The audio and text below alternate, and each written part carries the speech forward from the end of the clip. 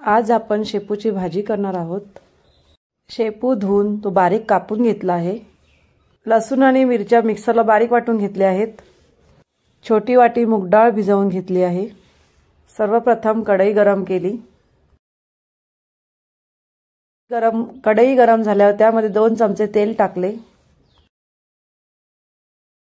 तेल टाकून झाले की त्यामध्ये चमचाभर जिरे टाकले आणि वाटलेले वाटण टाकून सर्वप्रथम मिक्स करून घेतले।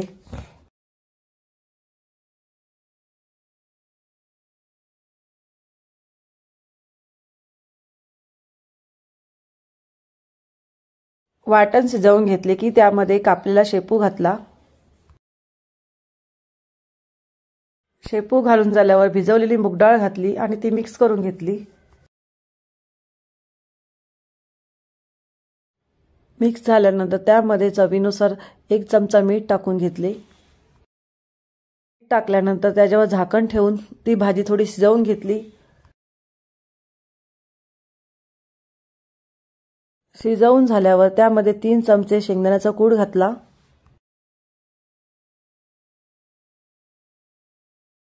शेंगदाण्याचा कूट घातल्यानंतर भाजी परत शिजवून घेतली।